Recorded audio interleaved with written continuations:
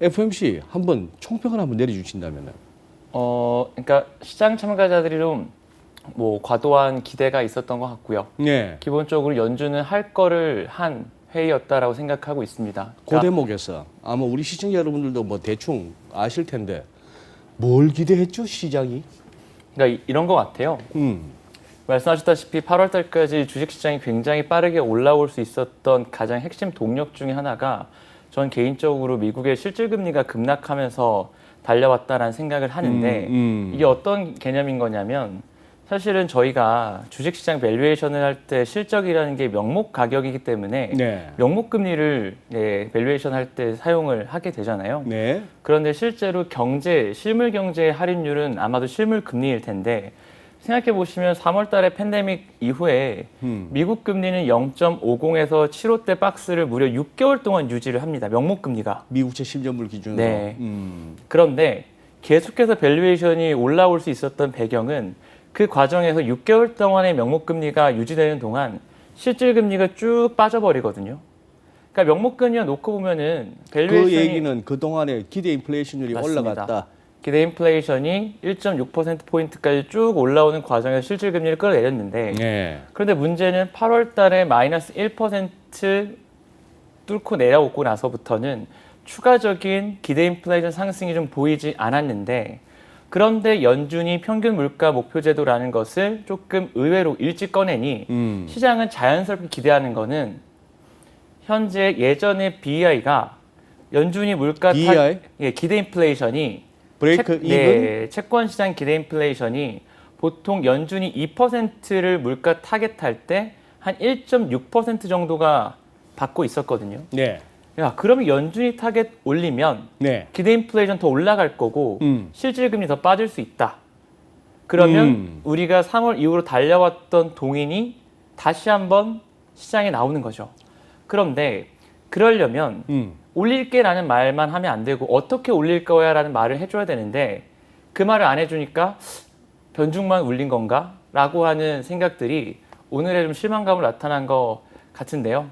사실은 뭐 그렇게 굉장히 큰 정책의 전환이기 때문에 꽤나 시간이 좀 필요한 정책의 전환이거든요. 네. 8월 말에 잭슨홀에서 이야기를 하고 바로 지금 추가적인 정책의 구체적인 수단을 이야기하기에는 조금 시간이 이르지 않았나. 시장 입장에서는 좀 길게 보면은 기대했던 게 저는 결국 현실화될 거라고 보는 사람이고 결국 연준이 실제로 기대 인플레이션을 끌어올릴 거다라고 보는데 다만 그것에 대한 구체적인 수단을 알려주는 시기가 조금 뒤로 이연된 거 정도로 저는 보고 있습니다.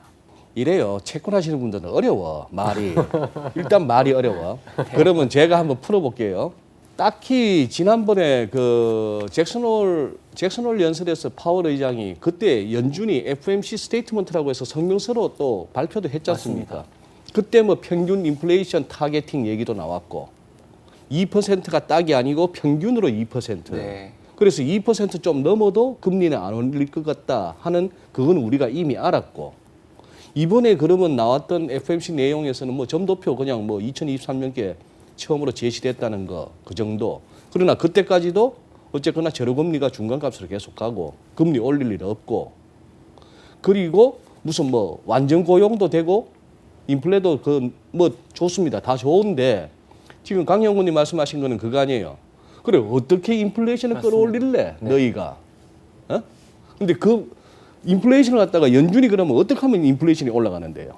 그러니까 이런 방법들이 있는 거죠. 결국은 돈을 더 풀어서 뭐 달러를 약세로 더 바꾼다거나 아니면은 실제로 물가 타겟을 올리는 것 자체로도 사실 영향을 주거든요. 네. 그러니까 우리가 목표를 2.5%로 가져갈 거라고 하는 지금은 2% 위라고 했지만 네. 2.5%라는 숫자를 명기하는 것조차도 굉장한 영향을 줍니다. 그래서 오늘 연준에서 파월이 기자회견에서 무슨 얘기하냐면 우리 아직 실탄 다 안 떨어졌다. 포워드 가이던스도 있고 즉 2.5%를 성명서에 박을 수도 있고 QE 규모 늘릴 수도 있고 YCC 할 수도 있고 그런 식으로 탄약을 소개는 했어요. 그런데 그거를 기자회견에서 애모가 떨어지지 않았다 정도의 얘기만 해서 시장에서 조금 실망한 건데 뭐 그 시점은 시점의 문제일 뿐 실제로 기대 인플레이션이 충분히 안 올라오기 시작할 때부터는 연준이 그런 전략을 결국은 수행할 수 있을 거다라고 보는 겁니다. 강영호님, 다음 FMC가 언제예요? 11월 5일이고요. 대선 직후입니다. 11월 3일이 대통령 선거잖아요, 맞습니다. 미국. 좀 묘하네요. 그러면 대선 전에 마지막 FMC였네. 네네. 내가 파월이라도 안 하겠다.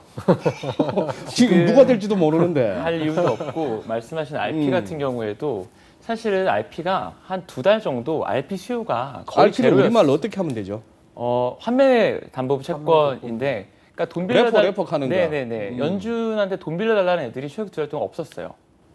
그러니까 그만큼 뭐 자금 사정이- 이미 유동성이 워낙 풍부해져서 연준 입장에서는 괜히 한번 그냥 유지해도 되는 거잖아요. 어차피 그거 문구 없애나 하나 시장에서 어차피 빌리를 안 오면 안 풀리는 거거든요. 네. 그런데 그런 굳이 그 문구 같은 거 숨기는 거 하나하나가 저는 어차피 여유 있을 때 탄약을 조금 챙겨두는 정도로 보는 거죠.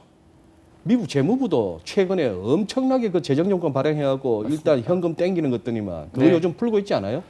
풀고는 있고요. 재무부가 따로 이제 본인이 직접 이제 국민은행 농협 쓰는 게 아니라 중앙은행 예금 계좌에다 네. 넣어놔요. 네네. 근데 그 예금 계좌 잔고가 사상 최대거든요. 사상 최고치에서 조금 내려왔어요. 그러니까 무슨 얘기냐면 재무부도 쓸 돈이 충분히 남아 있습니다.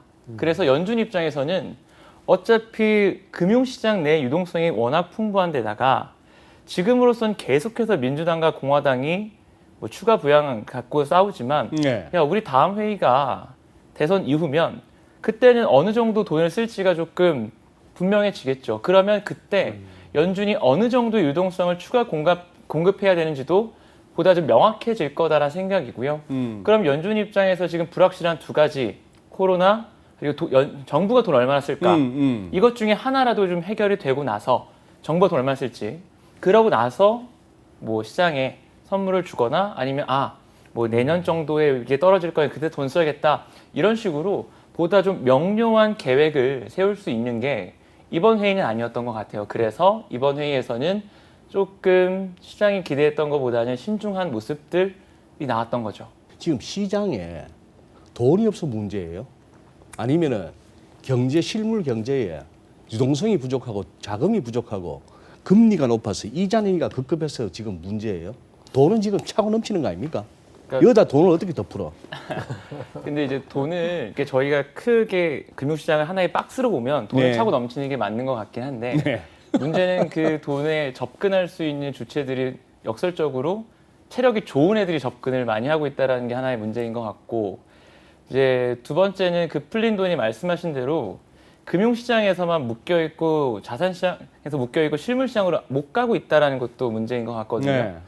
그러니까 저희가 보통 생각할 때 돈 풀면 경기 좋아지고 물가 올라가고 금리 올라갈 것 같은데 올해 역사적으로 엄청나게 돈을 풀었는데 무려 6개월 동안 미국 채권 금리가 박스, 주식은 이렇게 가는데 의외로 미국의 재고 조정이 가파르게 나온다거나 이러지도 않거든요. 그 네. 얘기는 뭐냐면 이런 걸로 설명할 수 있을 것 같아요. 미국의 화폐 공급 그 증가율은 급증, 그런데 화폐 유통 속도는 급락했던 게 딱 올해 장이거든요. 그만큼 풀린 돈 가지고 자산시장 사서 가격은 올렸지만 이것이 실물시장으로 가는 흐름들이 안 나타나니까 연준이 계속해서 돈은 풀었지만 경기 회복의 속도에 대해서, 기울기에 대해서는 굉장히 보수적으로 볼 수밖에 없는 이유가 그런 부분들인 것 같습니다. 풀린 돈이 실물시장으로 충분히 전이가 안 되고 있는 거. 저는 체감으로 뭐 미국은 어떤지 몰라도 우리 국내적으로는 저는 제 생활에 있어서 체감은 인플레 한 1-20% 돼요 벌써. 네. 예를 들어 그 뭐 렌트비라든지 뭡니까 뭐 청년들 같은 경우에 뭐 오피스텔이 됐건 뭐 방이 하나 됐건 이런 거 하다 보면은 느낌이 야 그 2% 아직도 안 갔니 싶을 텐데 맞습니다. 이 공허한 얘기, 체감 인플레이션하고 그 중앙은행들이 말하는 그 인플레이션 2%하고 이거 좀 이렇게 이제 좀 현실화해야 되는 거 아닙니까?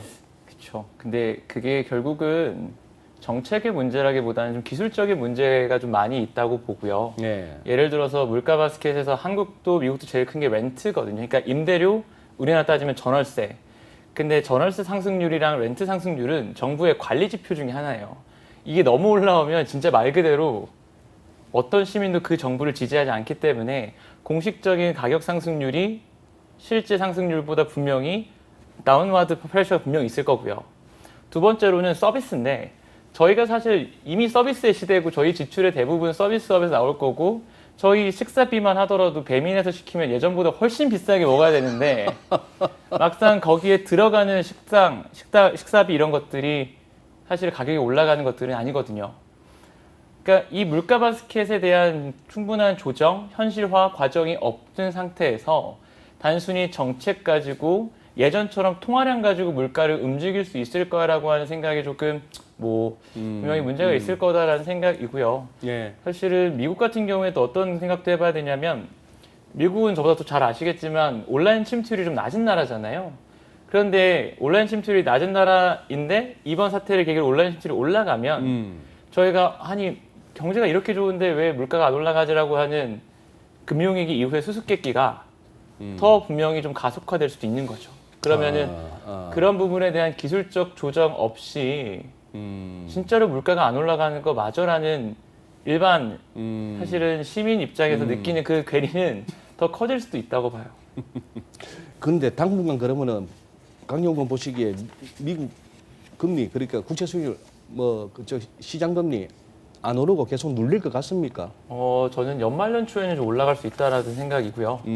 이게 지금까지는 경제 회복의 불확실성이 엄청 높아서 돈을 푼 것에 대한 효과가 가시화가 안 되고 있는데 사실 연말만 되더라도 주식 보시는 분들도 4분기 실적에 아무도 관심 없으신 것처럼 4분기가 되면 사실은 내년 경기를 프라이싱을 해야 되는데 오늘도 보면 기저효과 때문에 내년 성장 전망치가 내려간 것 같지만 어쨌든 올해 내년 평균 GDP 성장률 올라왔고 가장 걱정스러운 건 내년 4월 달에 코로나 관련된 기저효과 극대화 제일 중요한 건 유가가 국제유가가 저희 하우스는 국제유가 내년 평균 45불 정도 보는데 그럼 3월부터 유가의 YOY 상승률이 50% 4월 달에는 130%까지 올라갑니다. 일시적으로 PC가 한번 뜰 거예요. 저희가 2017년에 경험했던 것처럼. 그러면 그런 것들이 반영되는데 여기서 연준이 그러면 세게 통제할 거냐? 저희가 보고 있는 거 아까 좀 서두에 말씀드렸지만 연준은 더 이상 명목금리 안 보고 실질금리 보는데 명목금리가 기대 인플레이션이 올라가면서 올라가 그 의외로 실질금리는 빠질 수 있거든요. 2009년에도요. 금융위기 이후에 2009년 1월 달에 QE 하면서 명목금리 급등하는데 기대 인플레가 더 빨리 올라가 버리니까 실질금리가 내려가면서 다 경기도 좋고 다른 위험성에 좋았습니다. 그래서 연말 연초에는 금리가 잠깐 튀을 것 같습니다. 그런데 그 이후에는 별거 아니네 이러면서 다시 좀 내려갈 것 같고 내년도 금리 궤적은 정확히 국제유가 YOY 상승률에 연동돼서 움직일 것 같아요. 1분기 잠깐 올랐다가 다시 이제 2분기부터 내려가는 그런 형국을 좀 보고 있습니다. 지금 미국채 10년물이 0.7% 정도인데 네. 얘가 그러면은 명목금리고 얘가 0.7에서 1% 정도로 한 30bp 올랐어요. 0.3%포인트 올랐어요. 근데 그 와중에 소위 말하는 기대 인플레이션율이 한 60bp, 0.6%포인트 올랐으면 시장에서 금리는 30bp 올라도 오히려 실질 금리는 30bp 떨어지네. 가능하죠. 예를 들어서 2013년 그러면 주식은 더 오르네. 예를 들어 2013년도 아베노믹스 처음 나왔을 때 아베의 세 개의 화살 중에 첫 번째 화살이 공격적 통화 완화였는데 그때도 일본은행은 이미 너무나 많은 정책을 쓰고 있어서 어떻게 했냐면 우리 이미 제로 금리니까 기대 인플레를 올리자라고 하면서 이번 했던 것처럼요. 원래 당시에 일본은행의 물가 타겟이 1%였는데 2%로 올리거든요. 예. 그리고 나서 되게 재밌는 건 중앙은행 회의 이후에 그 우리나라로 따지면 기재부랑 한국은행이 공동 성명서를 내요. 물가 무조건 올리겠다. 네. 그래 버리니까 실제로 1월 달에 BOJ 금정위에서 그런 결정이 있고 나서 3월부터 실제 물가가 올라가면서 명목금리나 30pp 올라가는데 실질금리가 한 100pp 빠집니다. 그리고 2013년도 일본 자산시장 성과는 굉장히 좀 눈부셨죠. 그래서 아마 지금 연준도 명목금리 조정에 혹은 명목금리 통제에 그렇게 갈급할 것 같지는 않고요. 실질금리가 내려가냐 안 내려가냐가 핵심일 것 같아요. 어차피 지금 미국 10년 금리 0.7이면 기준금리 대비 스프레드가 60bp도 안 되죠. 그래서 명목금리보다는 최대한 기대 인플레이션을 올리려는 게 연준의 좀 목표가 아닐까 이렇게 좀 보고 있습니다. 예. 지금 저희들 토론 내용을 갖다가 좀 어렵게 여기시는 시청자 여러분들에게 드리고 싶은 말씀은 뭐 부연 설명하자면 그렇습니다. 이게 요즘 소위 말하는 월가나 여의도에서의 이코노미스트들, 애널리스트들의 고민입니다. 실제 투자하시는 개인 투자자들, 미국의 로빈후드들이 실질금리의 어떤 추이 이런 걸 갖다가 고민하면서 주식을 하시는지 그냥 싼 맛에 들어가는지는 모르겠습니다만 이게 지금 시장의 화두입니다. 시장의 화두라는 것은 그거 하시고 조금 생소하시다고 하더라도 한번 실질금리 같은 거는 조금 이렇게 한번 고민을 한번 해보시고 검색을 해보시고 하면은 읽으실 만한 기사나 리포트들이 있으리라고 생각하고요. 우리 금리 왜 이렇게 올라요? 국내. 심플하게 내년도 예산안이 나왔고요. 내년도 예산안이 173조가 나왔는데 4차 추경이 그 이후에 나왔으니까 4차 추경 제거하고 보면 올해 코로나 사태보다 더 많은 채권이 발행이 됩니다. 그러면은 이제 주식 하시는 분들이 좀 쉽게 이해할 수 있는 용어로 엄청난 유증이 계속되는 거예요. 한국 채권 시장에. 그러다 보니까 채권을 저희가 코로나 전에 2018년 17, 16, 3년 정도 평년 정도 한국 채권 시장이 소화하는 국채 발행 물량이 한 100조 정도였거든요. 근데 올해가 코로나 때문에 대규모 추경하면서 한 167조 정도였다가 4차 추경 포함되면 이제 175조까지 가는 거고 내년에 173조 소화를 해야 되는 거예요. 근데 이제 금리 인하나 이런 게 있었을 때는 대규모 채권 발행이 돼도 시장에서 정책 모멘텀 가지고 채권 사버립니다. 그런데 지금 한국 기준금리 0.50이면 추가 금리 인하는 안 할 것 같은데 연준도 독일도 다 기준금리 다 내린 것 같은데 그럼 내년에 도대체 어떤 걸 가지고 이 채권 113조를 사야 되나 라는 고민들 그런 수급 부담이 굉장히 좀 강한 상황이고요. 지금 한국 채권 시장이 의외로 보면 AA 등급 10년 금리가 압도적으로 다른 나라보다 높거든요. 이게 AA 등급 중에 유럽 마이너스 금리가 많아서 평균으로 하면 너무 차이가 많이 나긴 하는데 압도적으로 높은 이유가 딱 하나입니다. 경제가 좋아서? 아니요. 그냥 수급이 엄청나게 시장에 부담으로 작용하고 있습니다. 그러면 이거를 해결할 수 있는 방법은 하나죠. 아니 뭐 우리나라보다 훨씬 채권 발행 많이 한 나라들 중앙은행이 사줬잖아요. 근데 한국은행 같은 경우에는 굉장히 조금 채권 매수에 보수적이고 굉장히 신중한 스탠스를 보이고 있어서 시장 입장에서는 이 물량을 정책 당국이 어느 정도 소화해 줄 줄 알았는데 그것도 안 해주니 일단 시장에서 계속해서 부담인 상태고요. 그래서 일단은 연말 연초에 한국은행이 내년도 채권 매수에 대해서 이번에 처음으로 4분기에 5조 매수에 대한 이야기를 줬습니다.